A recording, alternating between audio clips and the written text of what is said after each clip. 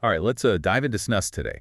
We're going to explore your reviews of 3 unique snus flavors from General Voyage: Brooklyn, Cape Town, Sicily. Should be interesting. It's like a global tour for our taste buds, all from the comfort of our chairs. It's so cool that we're experiencing these flavors through your lens, your unique perspective. Exactly. You gave us some super detailed tasting notes, and we're going to break them all down. The hits, the misses, all of it. And for anyone out there who's new to this whole snus thing, well, it's moist, smokeless tobacco. You put it under your upper lip and enjoy the flavors. It's a pretty unique way to enjoy tobacco, and there's a whole culture around like appreciating the different flavors and strengths. It's pretty cool. So to set the scene, all these snus flavors are limited edition. They're from General Voyage, which is a line by Swedish Match, and you, our intrepid reviewer, are based in Miami, Florida. I feel like that must influence your palate, don't you think? Oh, for sure. Miami is like a total melting pot of flavors. Tropical fruits, Latin American spices, that Caribbean influence. It's a sensory overload in a good way. So I'm really curious to see how those experiences are reflected in your snus reviews. And to make things even more interesting, you have this 30-minute tasting methodology. You place the snus under your lip and just let those flavors develop over time. That's dedication. Wow, 30 minutes is a long time. You must have been eager to see how those flavors, like evolved over that time. It definitely suggests a real appreciation for the subtleties of snus, not just popping it in and going about your day. Okay, let's kick off our journey in Cape Town, South Africa. This one has rooibos, ginger, and lime.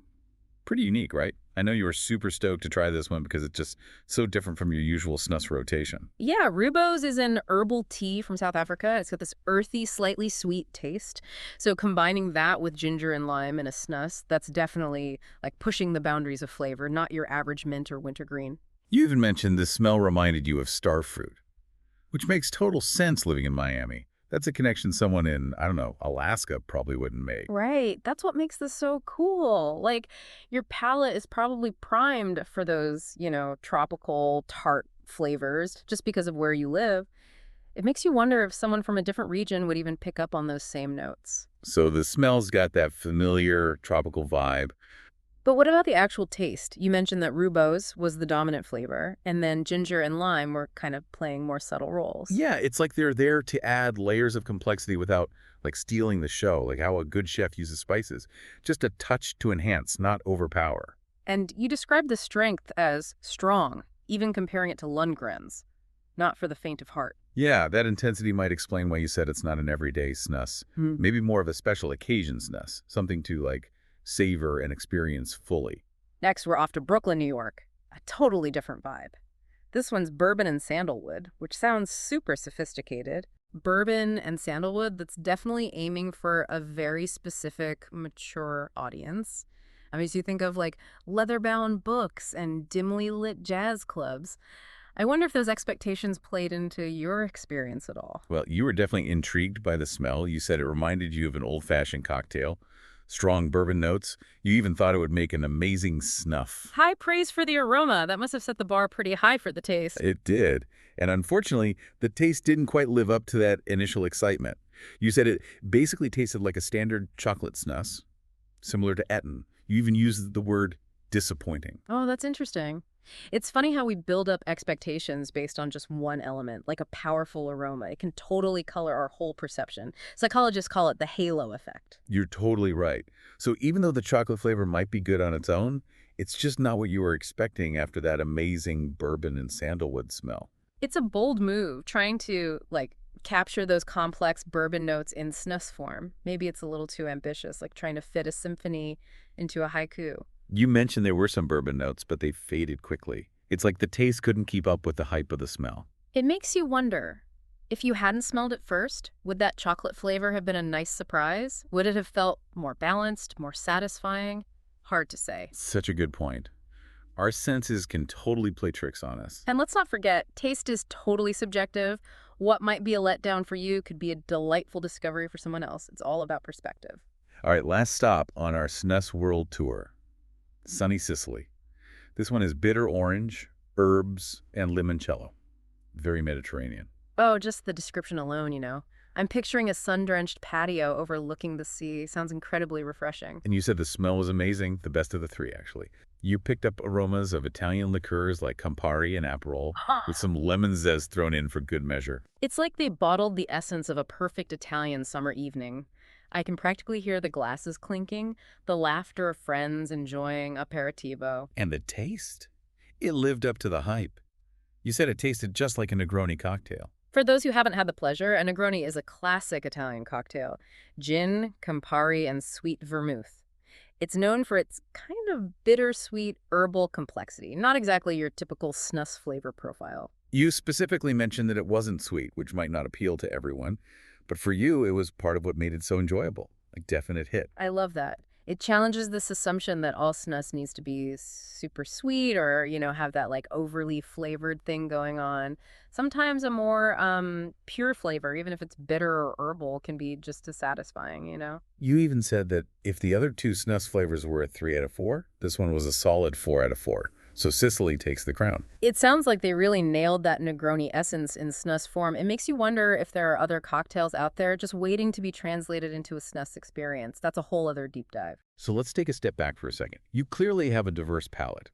You appreciate the tropical notes of the Cape Town snus, the sophistication of the Brooklyn snus, and the bittersweet complexity of the Sicily snus. Your taste buds have their own passport. That's the beauty of exploration, right? It's not just about finding one thing you like and sticking to it. It's about expanding your horizons, challenging your preconceived notions, discovering new tastes that, like, genuinely resonate with you. It's like we just took our taste buds on vacation. Makes you realize that even something as simple as snus can, like, open up a whole world of different cultures and experiences. Totally. And it's interesting. We talked about strength. You used strong for Cape Town, medium for Sicily. But the strongest one wasn't actually your favorite, was it? That's a great point. It kind of breaks that whole stronger is better idea. It's more about finding that sweet spot, the right balance of strength, flavor, enjoyment, the whole package. It's like coffee. Some folks need that super strong espresso to get going. Others prefer a more smoother, more nuanced cup. Yeah. It all comes down to personal preference, right? Exactly. And sometimes that more subtle flavor can actually be more satisfying over time. It's not about being overwhelmed by intensity. It's about like savoring all those layers, the complexity, the depth. Now, I want to loop back to something we touched on earlier, that whole idea of like your Miami background influencing how you tasted these snus flavors. Oh, totally. Right. It's like your senses have been shaped by your environment, you know what I mean? You're surrounded by all those vibrant tropical flavors in Miami. So it makes sense that you'd pick up on those notes in the Cape Town snus with the starfruit and all that. And that made me think, what if someone from, let's say, Iceland tried that same snus? Would they have the same experience? Would they even recognize that starfruit thing? Oh, man. That's a really good question. It just goes to show how subjective taste can be, right? Our individual experiences, our culture, even our memories all play a part in how we perceive flavor. It's wild. It's like we each have our own personal internal flavor library built up over a lifetime of, experiences. And when we try something new, we're unconsciously comparing it to everything we've tasted before. So then, is there even such a thing as, like, an objective flavor? Or is it all relative? Whoa, we're getting philosophical now. Getting deep. But I think there's something to that. Maybe there's no right or wrong when it comes to taste. It's all about what works for you, right? What you connect with. And that's why I love diving into these reviews. It's not just about the product itself, but the stories behind it, right? The different perspectives of the folks experiencing them. It's so cool. Okay, let's shift gears a bit. Let's talk about the Brooklyn Snus. We know the taste was a bit of a bummer compared to that amazing smell, but let's dig a little deeper. What do you think happened there? Well, a couple things, maybe. First, those expectations. That bourbon and sandalwood aroma set the bar really high, and the chocolate flavor, well, it just couldn't compete. It's like promising someone a trip to Paris and then taking them to, like, a local bakery. The bakery might be great, but it's not Paris, Exactly. And then the second thing is the complexity of those flavors. Bourbon especially, right? It's so nuanced, so layered. It's hard to translate that full range of flavors into a snus. Like trying to paint a masterpiece with, 5 colors. Yeah. You can get the basic idea across, but you're going to miss those details. Yeah, and it seems those more delicate bourbon notes got lost in translation, They were overshadowed by the chocolate. Makes me think that sometimes simple is better when it comes to flavor. Trying to cram too many different things into one product, it can backfire. Less is more. It's an oldie but a goodie. Sometimes focusing on a few key flavors and just letting them shine, that can be way more impactful than trying to create some, like, massive flavor explosion. And that brings us back to Sicily, your clear favorite. It had a distinct flavor, but it wasn't overly complicated, just well executed and satisfying. It's the perfect example of a well-balanced, intentional flavor profile hitting the mark. It wasn't trying to be everything to everyone. It just knew what it wanted to be, and, it delivered. Like a chef who creates a dish with like a handful of top-notch ingredients, Uh, let the natural flavors do the talking. yes. And you can appreciate the artistry. It's not just throwing random flavors together. It's understanding how those flavors interact, how they evolve over time, and creating something harmonious, like a symphony. It really is like composing music. Yeah. You need the right notes, the right rhythm, the right balance to create something truly beautiful, something memorable. And when it all comes together, man, it can be a total experience. It takes you somewhere, it brings back memories, even challenges what you thought was possible in terms of flavor.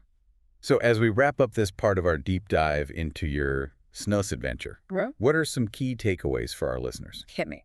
Don't be afraid to explore. There's a whole universe of Snus out there.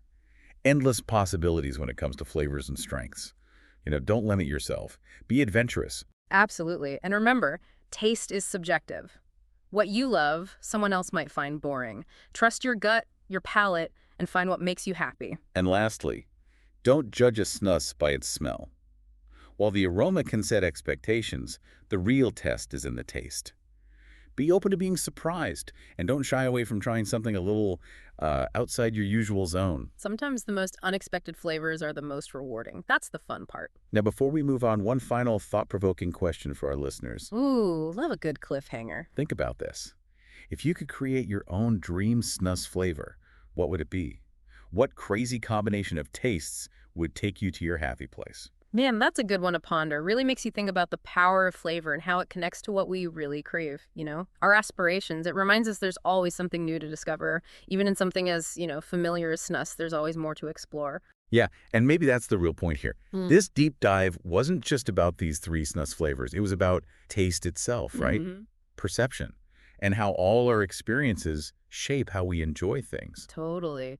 We talked about how your Miami background might have influenced your take on the Cape Town Snus, that whole starfruit thing. Right, and how that strong aroma of the Brooklyn Snus might have set you up for, well, disappointment when the taste wasn't quite as complex. But it's not just about, like, geography or expectations either. It's our individual preferences, our Yeah. memories, even our mood in that moment. Think about it.